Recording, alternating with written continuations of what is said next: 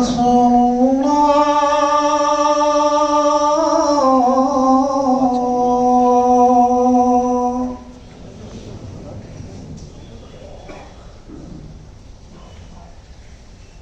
حي على الصلاة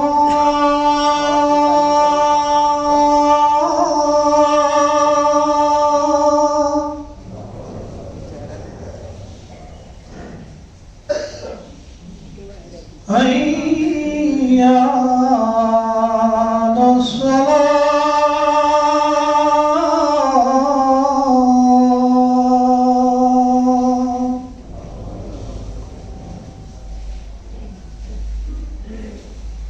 حي على الفلاح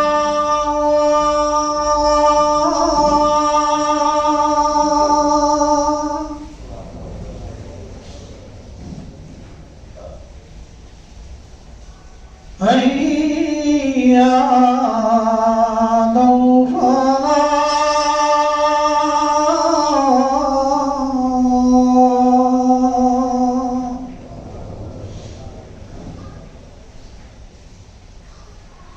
الله أكبر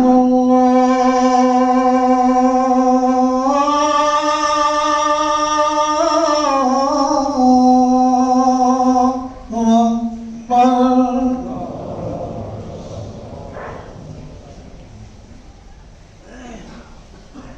لا إله إلا الله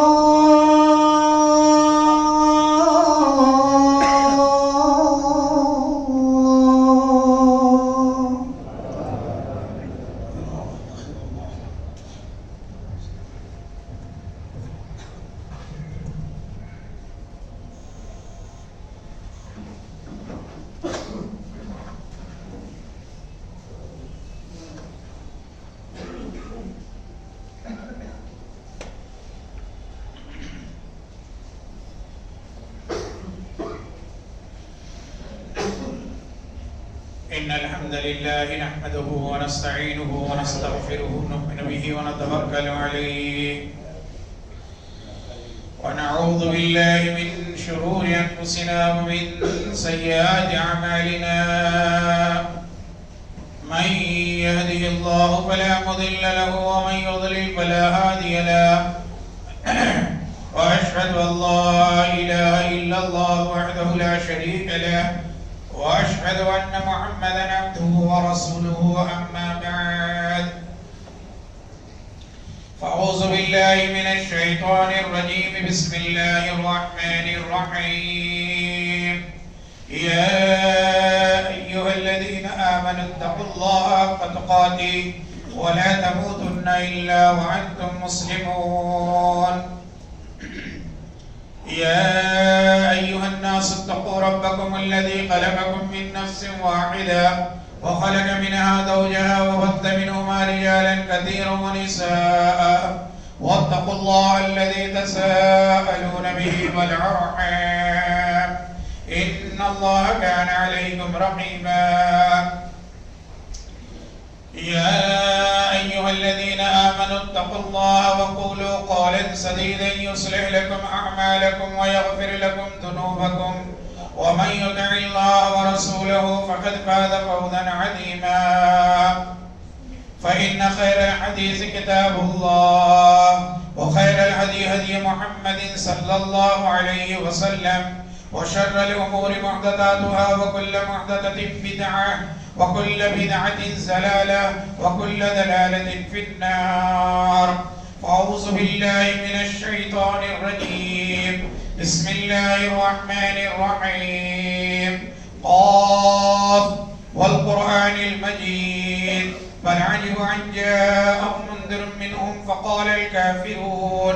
فقال الكافرون هذا شيء عجيب أإذا متنا وكنا ترابا ذلك رجع بعيد قد علمنا ما تنقص الأرض منهم وعندنا كتاب حفيظ بل كذبوا بالحق لما جاءهم فهم في أمر مريج وقال الله تبارك وتعالى إن عدة الشهور عند الله 12 شهرا في كتاب الله منها 4 حرم وقال الله تبارك وتعالى وما آتاكم الرسول فخذوه وما نهاكم عنه فانتهوا. وعن عائشة رضي الله تعالى عنها قالت قال رسول الله صلى الله عليه وسلم من احدث في امرنا ما ليس منه فهو رد.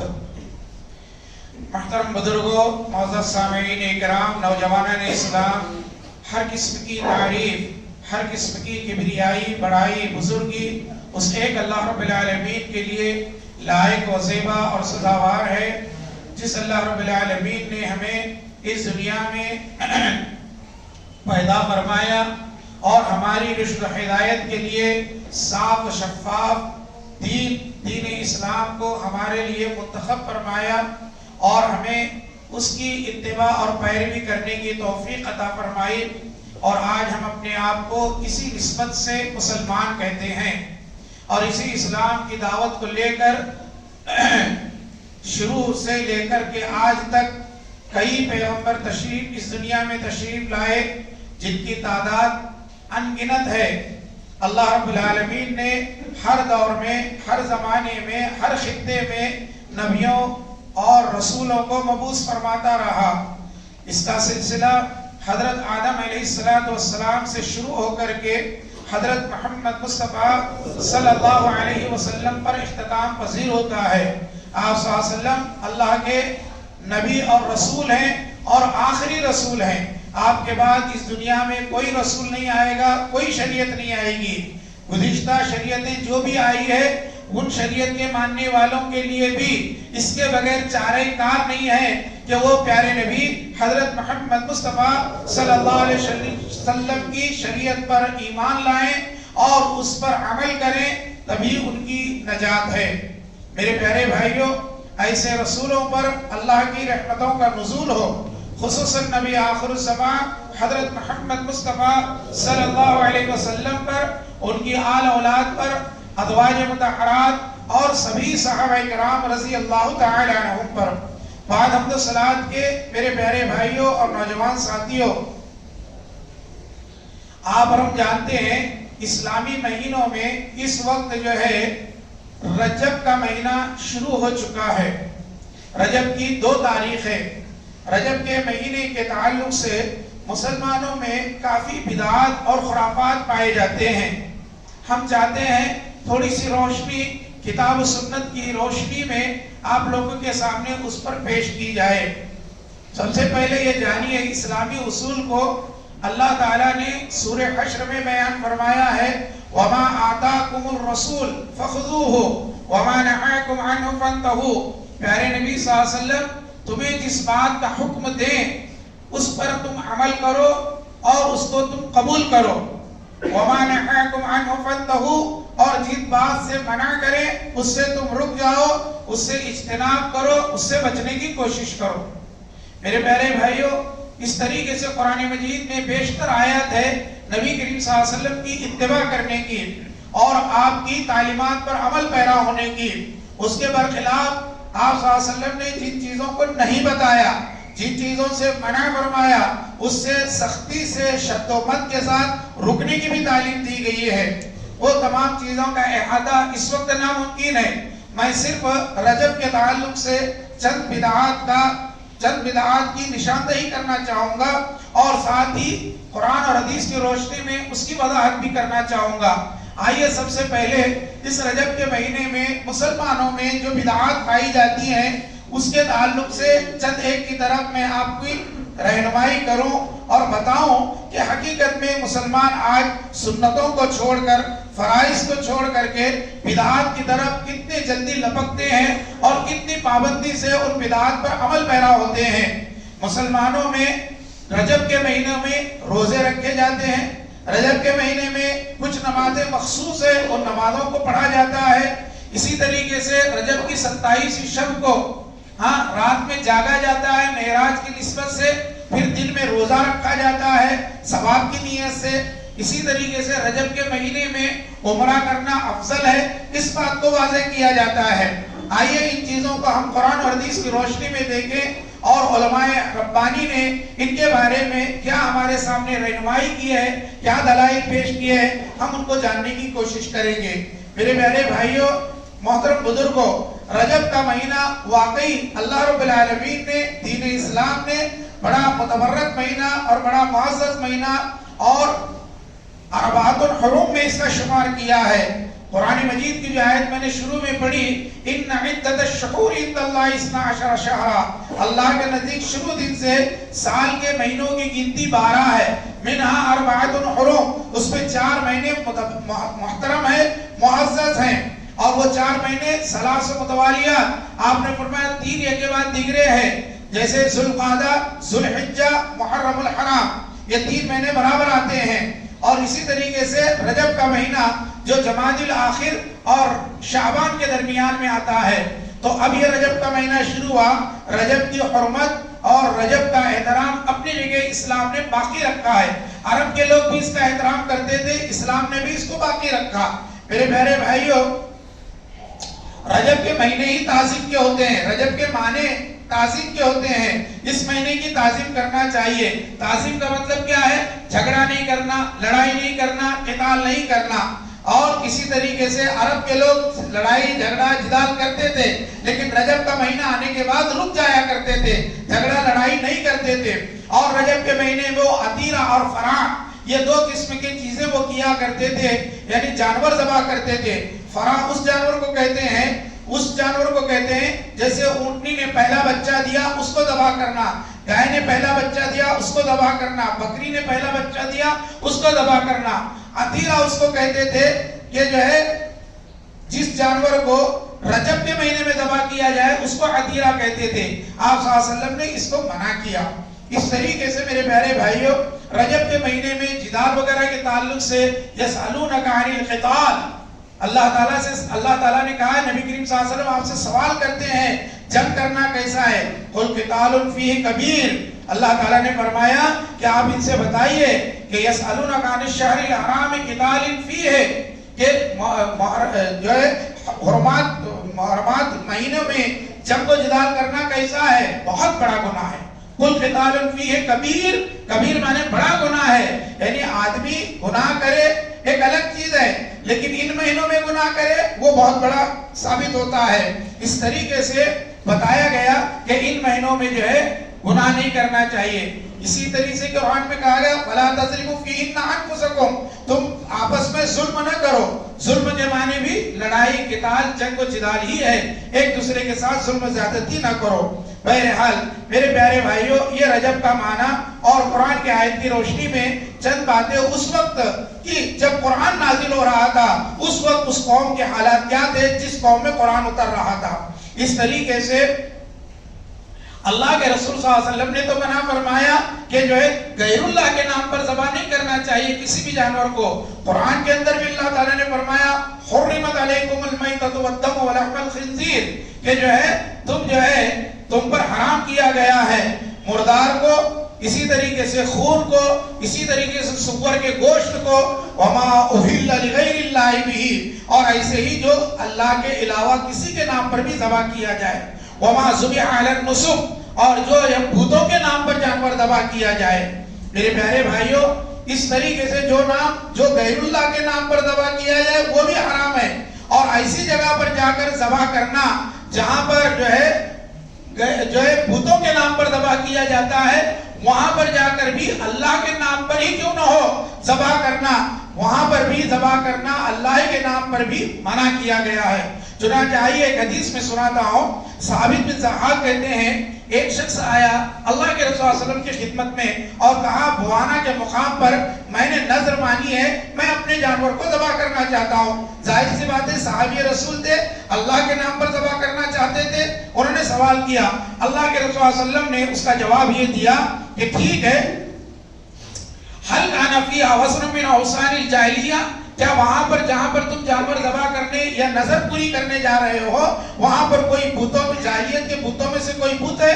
کہا لا، نہیں اللہ کے رسول صلی اللہ علیہ وسلم۔ پھر اللہ کے رسول صلی اللہ علیہ وسلم فرمایا حل کان فیہا عید من اعیادہم، کیا وہاں پر کوئی جو ہے جشن اور جلوس منایا جاتا ہے یا وہاں پر عید منائی جاتی ہے جہاں پر تم جانور ذبح کرنے جا رہے ہو، نذر پوری کرنے جا رہے ہو؟ کہا نہیں اللہ کے رسول۔ تو آپ صلی اللہ علیہ وسلم نے فرمایا اوفی بنذرک فإن لا وفاء لنذر فی معصیۃ اللہ ولا فیما لا یملک ابن آدم، رواہ ابو داؤد۔ سنن ابو داؤد کی 3313 نمبر کی حدیث ہے جسے علامہ البانی نے صحیح قرار دیا کہ جاؤ اپنی نظر پوری کرو، اس لیے کہ اللہ کی نافرمانی میں نظر پوری کرنا نہیں ہے، ہاں، اور وہ چیز کے اندر جس کی طاقت ابن آدم نہیں رکھتا، جاؤ تم پوری کرو۔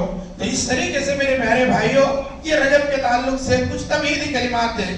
اب آئیے جو بدعات ہے، سب سے پہلی بدعت جو ہے وہ رجب کے شروع ہونے کے پہلے جمعرات کی رات میں یا جمعہ کی رات میں کی جاتی ہے، وہ صلاۃ الرغائب ہے۔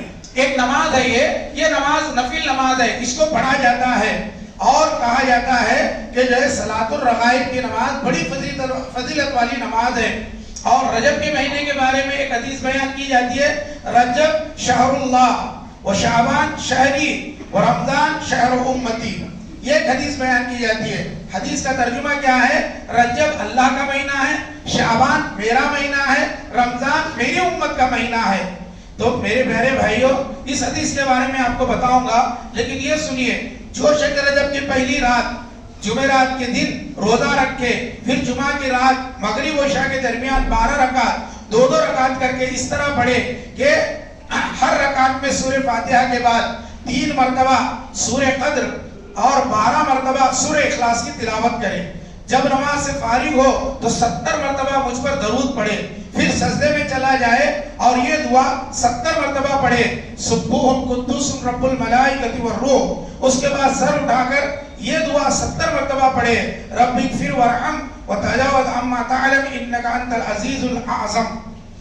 اور پھر اس کے بعد دوسرا سجدہ کرے اور اس میں بھی اسی طرح پڑھے۔ پھر جو بھی اللہ سے مانگے گا اللہ اس کی تمام حاجات کو پوری کرے گا۔ تو یہ ایک روایت بیان کرتے ہیں وہ لوگ جو بدعت کا ارتکاب کرتے ہیں۔ میرے پیارے بھائیوں محدثین کی اگر ہم اصطلاح محدثین کی نگاہ میں ہم دیکھیں گے تو اس کے بارے میں کیا کہتے ہیں؟ وہ کہتے ہیں یہ حدیث جھوٹی ہے۔ اس حدیث کے بارے میں محدثین کے اقوال یہ ہے، سب سے پہلے علامہ ابن جوزی الموضوعات میں کہتے ہیں یہ حدیث من گھڑت ہے۔ محدث کرام نے اس کا الزام ابن جازم پر لگایا ہے جو ان کے نزدیک جھوٹ بولا کرتا تھا۔ اور میں بھی تمام کتب میں اس حدیث کو تلاش کرنے کی کوشش کی، مجھے اس کے بارے میں کچھ بھی نہیں ملا۔ یہ اپنی کتاب صفحہ نمبر 438 جلد نمبر 2 میں بیان کرتے ہیں۔ اسی طریقے سے صلاۃ الفیہ یہ بھی ایک موضوع حدیث ہے، یہ 1000 والی نماز، 1000 رکعت نماز پڑھنا، اس کے بارے میں بھی علماء کہتے ہیں، محدثین کہتے ہیں اس کے جھوٹے ہونے میں کوئی شک نہیں ہے، موضوع ہونے میں کوئی شک نہیں ہے۔ اس کے زیادہ تر راوی مجہول ہیں اور بعض اس میں سے ضعیف بھی ہیں۔ ہم نے بعض لوگوں کو دیکھا جو رات میں 1000 رکعت نماز پڑھتے ہیں اور فجر کی نماز سے غائب ہو جاتے ہیں، جبکہ فجر کی نماز فرض ہے اور نفل نماز فرض نہیں ہے، تو نفل نماز کے لیے فرض نماز چھوڑ دیتے ہیں، یہ کتنا بڑا گناہ ہے۔ ابن رجب کہتے ہیں ماہ رجب کے پہلے جمعہ کی رات میں صلاۃ الرغائب پڑھتے ہیں، جو احادیث میں مروی اور سب کی سب جھوٹی ہے، باطل ہے، غیر صحیح ہے۔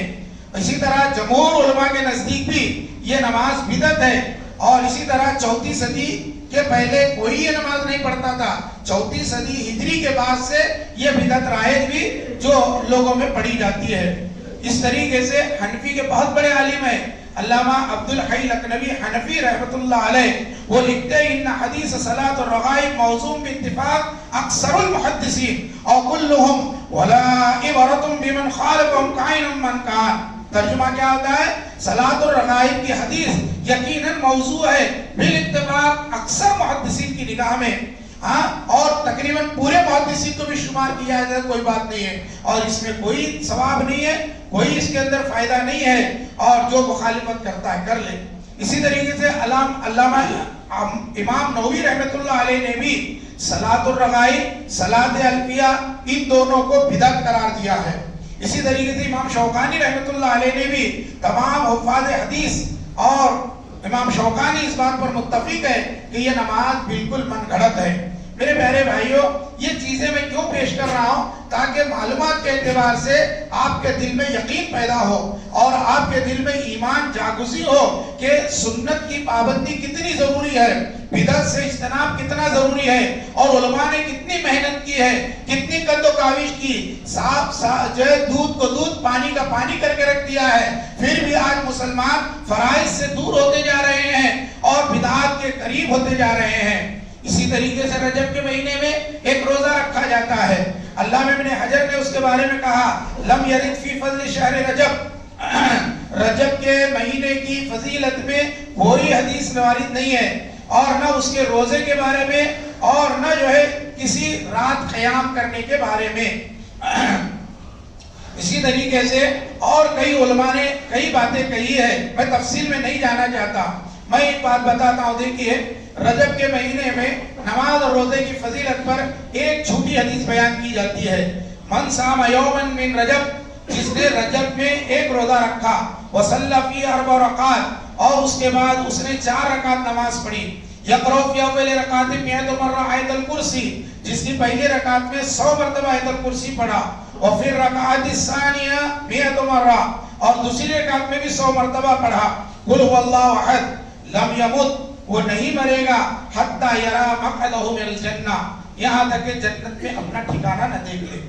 علامہ ابن جوزی رحمۃ اللہ علیہ نے اس حدیث پر ریمارک لگاتے ہوئے کہا یہ حدیث بھی ثابت نہیں ہے، ھذا موضوع علی رسول اللہ صلی اللہ علیہ وسلم واکثر روات مجاہل، انہوں نے کہا کہ جو ہے اکثر اس کے راوی جاہل ہیں اور نہیں جانتے کچھ بھی، انہوں نے روایت کر دیا بس۔ تو یہ چند چیزیں تھی جو محدثین کی نگاہ میں واضح انداز میں انہوں نے بدعات پر ریمارک لگا کے امت کو آگاہ کیا، لیکن آج امت اس کو سمجھنے کو تیار نہیں اور بدعات کو پکڑ کر کے اس کے طریقے سے وہ کر رہی ہے۔ آج ہماری ماں بہنوں میں بھی یہ رواج زیادہ ہے، مردوں میں بھی بہت زیادہ ہے، خصوصاً ان لوگوں کے درمیان جو نماز کے پابند سال بھر نہیں ہوتے، لیکن وہ ایسی نمازوں کو تلاشتے رہتے ہیں، ڈھونڈتے رہتے ہیں اور بڑا اہتمام کرتے رہتے ہیں۔ ان کو جاننا چاہیے یہ بدعت ہے اور بدعت گمراہی ہے۔ ہر جمعہ کے خطبے میں آپ سنتے ہیں کل بدعت ضلالہ وکل ضلالۃ فی النار، ہر بدعت گمراہی ہے، ہر گمراہی کا ٹھکانہ جہنم ہے، جنت نہیں ہے۔ نماز بذات خود بری چیز نہیں ہے، لیکن نماز کو نبی کریم صلی اللہ علیہ وسلم کے طریقے سے ہٹ کر اگر پڑھا جائے گا یا نبی کریم صلی اللہ علیہ وسلم طریقے کے علاوہ پڑھا جائے گا تو وہ نماز منہ پر مار دی جائے گی۔ ایک دفعہ کا واقعہ ہے، صحابہ کرام اس معاملے میں کتنے متشدد تھے، کتنے پابند تھے۔ عید کا دن ہے، عید کی نماز میں ایک آدمی آیا، لوگ عیدگاہ میں جمع ہو رہے ہیں، حضرت علی رضی اللہ تعالیٰ عنہ امیر المومنین ہیں، وہ کھڑے ہیں کہ لوگ پوری اکٹھا ہو جائیں تو عید کی نماز پڑھا دیں۔ چنانچہ وہ انتظار کر رہے ہیں، ایک آدمی کھڑا ہوا، کہا کھڑے ہو کر کیا کریں گے؟ 2 رکعت نماز پڑھنے لگا۔ 2 رکعت نماز اس نے پڑھی، جیسی سلام پھیرا، حضرت علی رضی اللہ تعالیٰ عنہ امیر المومنین تھے، انہوں نے اس کو کہا تم نے کس چیز کی نماز پڑھی؟ کہا بس ایسی کھڑا تھا، سوچا کہ نماز پڑھ لو تاکہ ثواب مل جائے۔ حضرت علی رضی اللہ تعالیٰ نے کہا کہ اللہ تبارک و تعالیٰ تجھے اس پر سزا دے گا، تجھے اس پر سزا دے گا۔ سزا اس لیے نہیں دے گا کہ تو نے نماز پڑھی ہے۔ اس نے سوال کیا کیا نماز پڑھنے پر اللہ سزا دیتا ہے؟ کہا نماز پڑھنے پر سزا نہیں دے گا، نماز کو بے وقت پڑھنے پر تجھے سزا دے گا۔ اللہ کے رسول صلی اللہ علیہ وسلم نے فرمایا عید کے دن عیدگاہ میں بغیر اذان بغیر اقامت کے صرف 2 رکعت نماز ہے، اور تو یہ 2 پڑھ کر کے یہ ثابت کر رہا ہے کہ عید کے دن عیدگاہ میں 4 رکعت نماز ہے۔ تو نے نبی کی مخالفت کی، اس مخالفت پر اللہ تعالیٰ تجھے عذاب دے گا۔ تو آج لوگ اس طرح کی مخالفتیں کرتے ہیں اور وہ مخالفت اس طور پر کرتے ہیں کہ ہمیں ثواب ملے گا۔ انہیں جاننا چاہیے وَمَا آتَاكُمُ الرَّسُولُ فَخُذُوهُ وَمَا نَهَاكُمْ عَنْهُ فَانْتَهُوا، کہ اللہ کے رسول صلی اللہ علیہ وسلم جس بات کا جتنا جیسا حکم دیں اتنا ویسا عمل کرو، اور جس بات سے منع کریں اس سے رک جاؤ۔ تو آج میری ماں اور بہنوں آپ کو بھی چاہیے، میرے پیارے بھائیوں آپ کو بھی چاہیے، ہر چیز میں سنت کے متلاشی بنے، ہر چیز میں سنت کے اہتمام کرنے والے بنے، سنت کے پابند بنے، تاکہ اللہ کے رسول صلی اللہ علیہ وسلم کے حوض کوثر کا بھی پانی ہمیں ملے، آپ کی شفاعت بھی ملے اور اللہ بھی ہم سے راضی ہو جائے۔ تو آئیے میں بتاتا ہوں، جو لوگ من گھڑت حدیثیں گڑھتے ہیں، عمل کرتے ہیں، وہ تو گناہ پائیں گے، لیکن جو حدیثیں گڑھ کر بیان کرتے ہیں ان کے لیے کیا وعید آئی ہے۔ اللہ کے رسول صلی اللہ علیہ وسلم فرماتے ہیں من کذب علی متعمدا فلیتبوأ مقعدہ من النار، جس نے مجھ پر جان بوجھ کر جھوٹ بات باندھی وہ اپنا ٹھکانہ جہنم بنا لے۔ جھوٹی حدیث بیان کرنا، جھوٹی حدیث پر عمل کرنا، جھوٹی حدیث کی نشر و اشاعت کرنا، جہنم اس کا ٹھکانہ ہے۔ میرے پیارے بھائیوں، اللہ کے نبی صلی اللہ علیہ وسلم نے اس حدیث کو بیان کیا، اس کو امام بخاری نے روایت کیا ہے، کتاب الجنائز کے اندر یہ حدیث آپ کو ملے گی۔ آپ جانتے ہیں اس حدیث کو روایت کرنے والے تقریباً 98 صحابہ کرام ہیں، 100 پر 2 کم، 98 صحابہ کرام نے اس حدیث کو روایت کیا ہے۔ بعض اس میں آتا ہے کہ جو ہے تقریباً 62 صحابہ کرام نے، ابن الصلاح نے کہا ہے 62 صحابہ کرام نے اس کو روایت کیا ہے۔ یہ حدیث متواتر ہے، کئی صحابہ کرام نے اس حدیث کو نقل کیا ہے۔ ملا علی قاری نے علامہ سیوطی سے نقل کیا ہے، 100 سے زیادہ صحابہ کرام ہمیں ایسے ملتے ہیں جنہوں نے اس ایک حدیث کو روایت کیا ہے۔ یعنی ہمارے اسلام کا بنیاد کس پر ہے؟ آپ کسی پر بھی جھوٹا الزام لگائے تو اتنے گنہگار نہیں بنیں گے، چونکہ جھوٹا الزام لگانا، کسی پر جھوٹی بات منسوخ کرنا بتا دے خود ایک گناہ ہے۔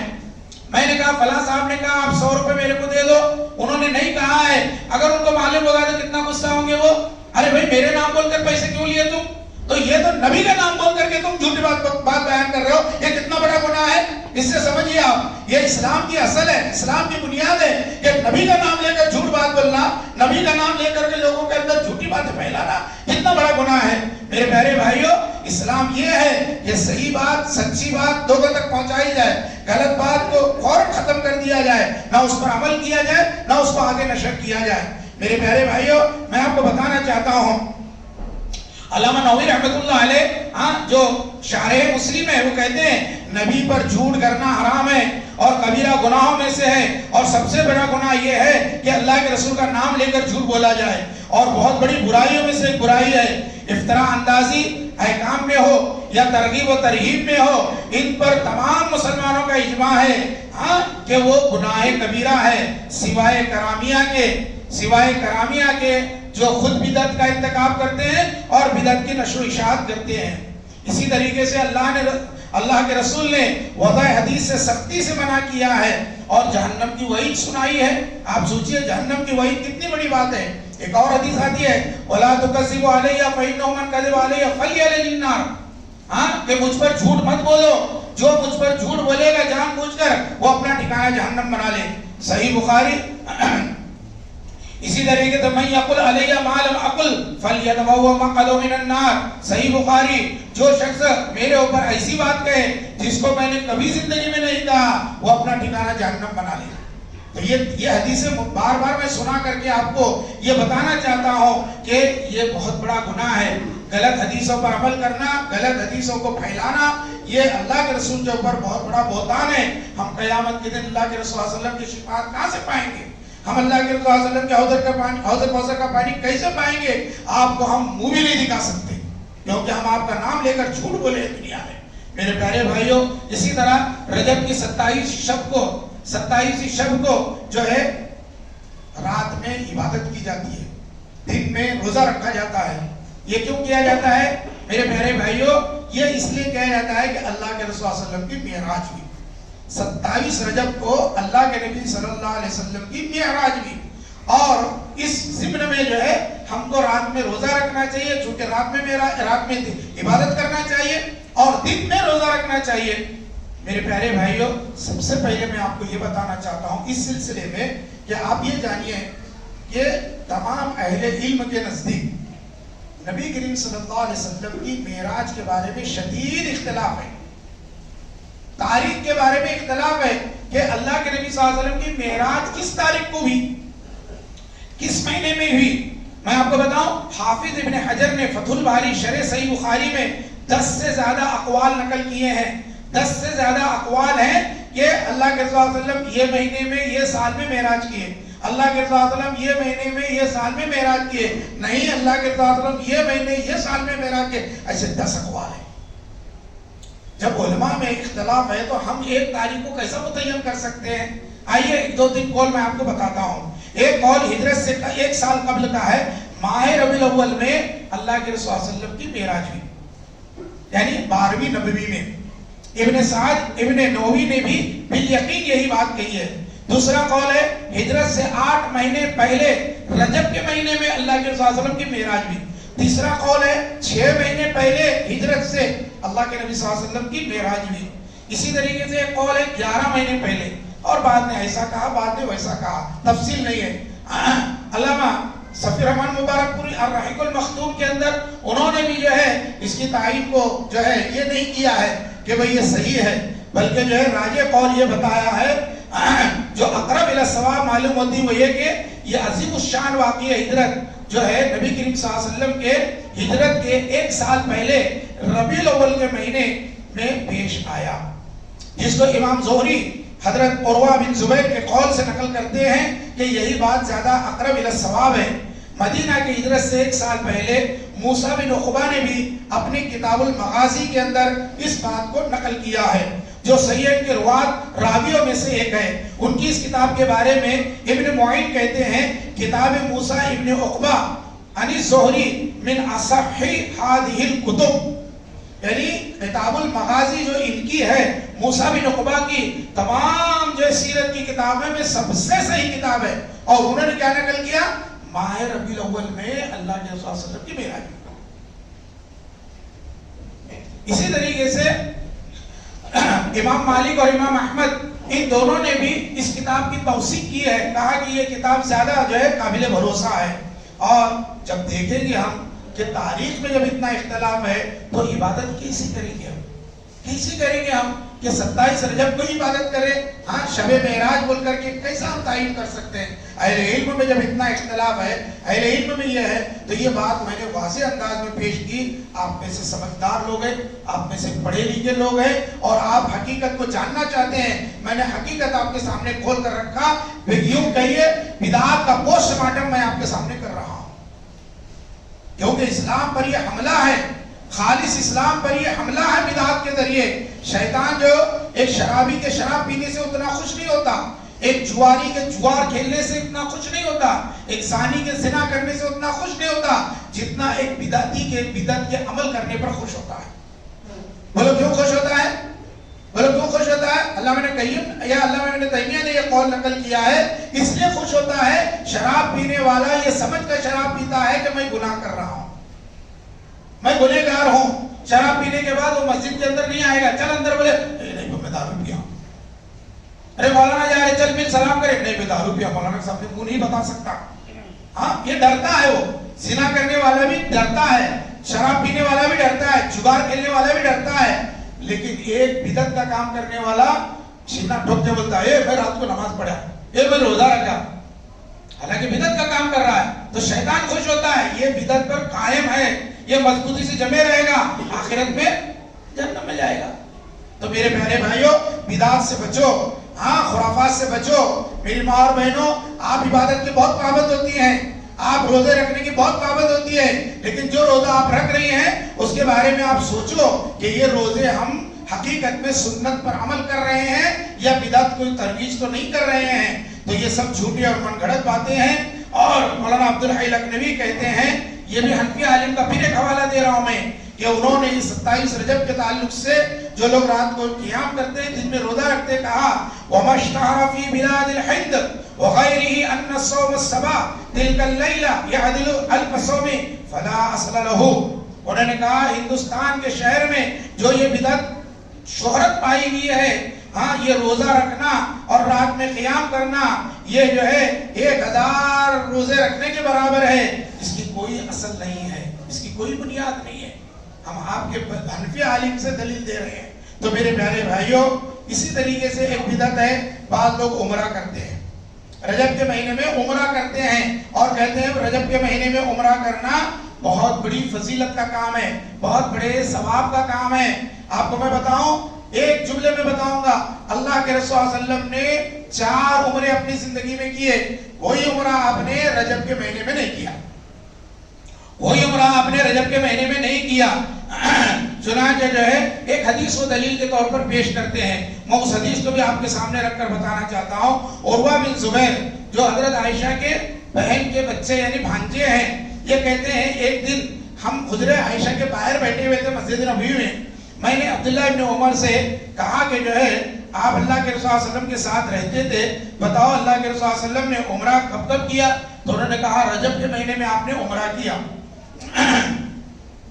تو یہ کہتے ہیں کہ میں نے سنا، پھر جا کر کے میں نے حضرت عائشہ سے کہا، اماں عائشہ خالہ لگتی تھی وہ، خالہ دیکھو ابن عمر ایسا ایسا کہہ رہے ہیں. تو فوراً حضرت جو ہے عائشہ رضی اللہ تعالیٰ عنہ نے کہا کہ اللہ کے رسول صلی اللہ علیہ وسلم نے، مجھے اچھی طرح یاد ہے کہ پوری زندگی میں 4 عمرے کیے ہیں، کوئی عمرہ رجب کے مہینے میں نہیں کیا، اور ہر عمرے میں عبداللہ ابن عمر اللہ کے رسول صلی اللہ علیہ وسلم کے ساتھ رہے ہیں.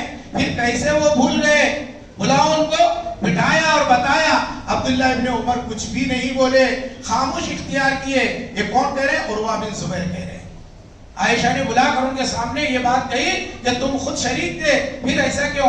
تو بتانے کا مطلب یہ ہے رجب کے مہینے میں عمرہ کرنا کوئی فضیلت کی بات نہیں ہے، عمرہ کبھی بھی کر سکتے. ہاں رمضان کے مہینے میں عمرہ کرنا حج کے برابر ثواب ہے. یہ صحیح حدیث ہے، یہ صحیح حدیث ہے. ہم صحیح حدیث کو مانتے ہیں، صحیح حدیث موضوع حدیث پر ہم نہیں مانتے. اس طریقے سے میرے پیارے بھائیوں یہ روایت صحیح مسلم میں، سنن نسائی میں، ابن ماجہ میں آئی ہے. تو اللہ کے رسول صلی اللہ علیہ وسلم نے ساری عمر میں صرف 4 عمرے کیے ہیں.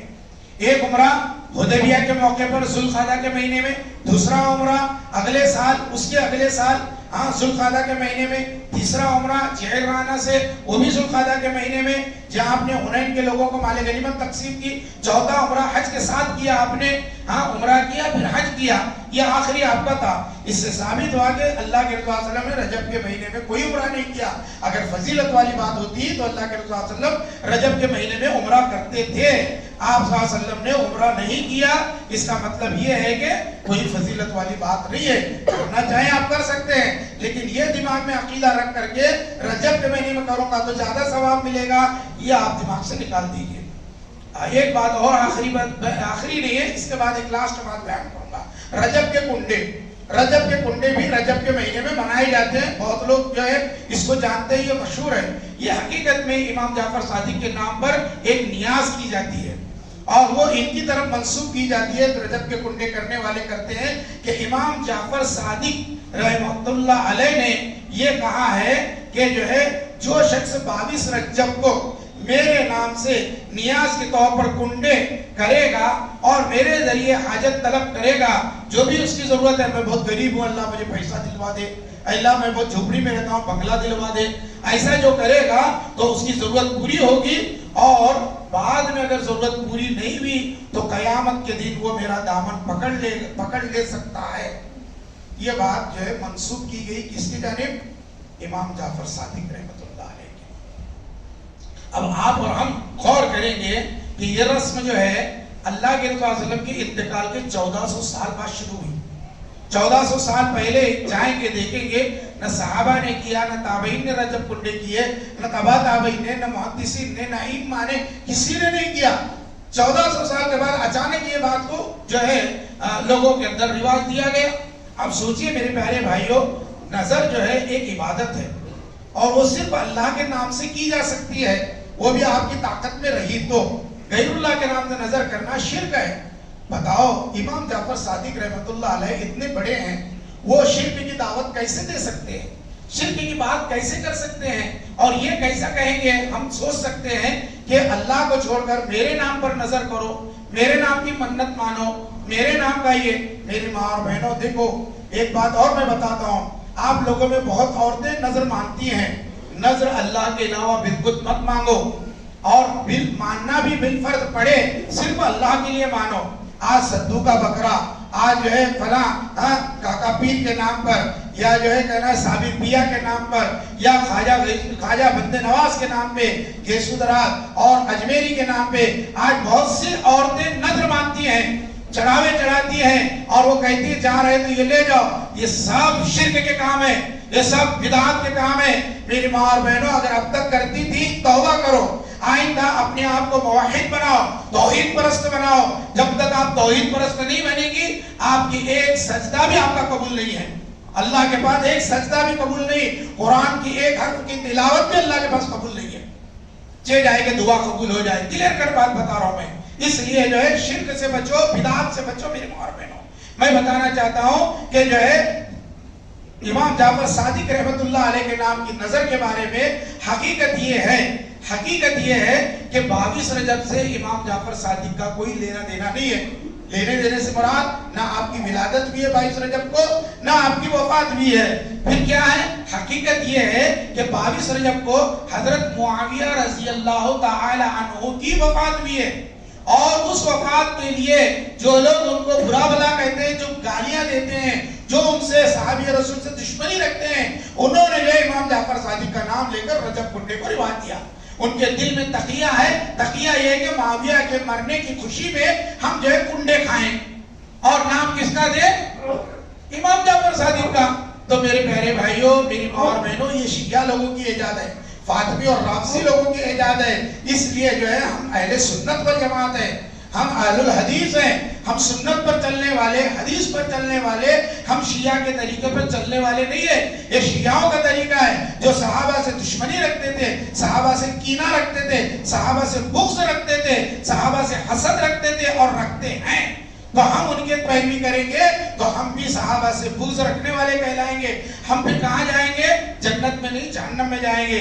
ہم اللہ سے پناہ چاہیں، اللہ سے دعا کریں کہ اللہ تعالی ہمیں جب تک دنیا میں رکھے ایمان پر رکھے، اسلام پر رکھے. آخری بات بیان کر کے خطبہ ختم کر دیتا ہوں کہ آج کل سوشل میڈیا پر ایک چیز وائرل ہو رہی ہے، ہاں دعا کے طور پر. کیا وائرل ہو رہی ہے؟ اکثر لوگ دیکھیں گے جیسے رجب کا مہینہ شروع ہوا تمام جو ہے سوشل، یہ ضروری ہے مجھے بتانا، 1-2 منٹ لوں گا آپ کے، میں معافی چاہتے ہوئے کیونکہ وقت ہو گیا ہے میں، لیکن یہ بات بتانا ضروری ہے.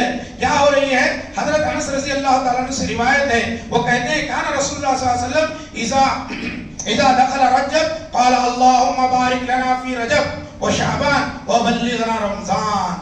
یہ سب ایک دوسرے کو واٹس ایپ پر ڈالتے جاتے ہیں. کیا ترجمہ ہوتا ہے اس کا؟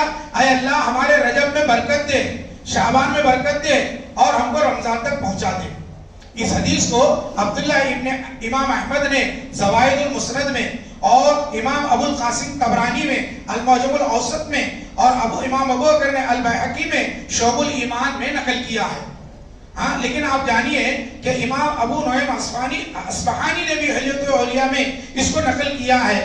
لیکن یہ تمام نقل کرنے کے بعد اس پر جو علامہ نووی نے الاذکار میں، امام رجب نے لطائف المعارف میں، علامہ ناصر الدین البانی نے ضعیف الجامع الصغیر میں اس حدیث کو ضعیف قرار دیا ہے. اس حدیث کو ضعیف قرار دیا ہے. اس لیے کوئی بھی حدیث دوسرے کو فارورڈ مت کرے، ضعیف حدیث فارورڈ مت کرو ایک دوسرے کو. ہاں جاننا چاہے تو جانو. چنانچہ حدیث نمبر بول رہا ہوں میں، یہ صحیح حدیث 4395 نمبر میں لکھتے ہیں کہ یہ روایت علامہ ناصر الدین البانی ضعیف قرار دیتے ہیں. لیکن افسوس ہے ہمارے یہاں پر تحقیق نہیں ہوتی. جو بھی چیز باہر سے آتی ہے اس کو آگے بڑھائی جاتی ہے. ہمیں تحقیق کرنا چاہیے، صحیح بات کو نقل کرنا چاہیے، صحیح بات کو فارورڈ کرنا چاہیے. ہر سنی دیکھی بات، ہر آئی بات کو آگے فارورڈ نہیں کرنا چاہیے. چاہے وہ سیاسی معاملہ ہو، چاہے دینی معاملہ ہو، چاہے شرعی معاملہ ہو، چاہے معاشرتی معاملہ ہو، ہر معاملے میں ایک دوسرے کو فارورڈ کرنے کا رواج آج بڑھ گیا ہے. تو میں یہ بتانا چاہتا ہوں یہ حدیث صحیح حدیث ہے اور یہ ایسی کوئی حدیث اللہ کے علیہ وسلم نے بیان نہیں کی ہے. اور اگر کسی کو چاہیے تو میں یہ چیز پیش کرتا ہوں، اس کو میں دوں گا کہ جو تمہارے پاس ایسی حدیث بیان کرے اس کو اس کا جواب دیجئے. بہرحال اللہ سے میری دعا ہے اللہ تعالی مجھے اور آپ کو احادیث صحیحہ پر عمل کرنے کی توفیق عطا فرمائے، احادیث موضوعہ اور احادیث ضعیفہ سے ہماری حفاظت فرمائے.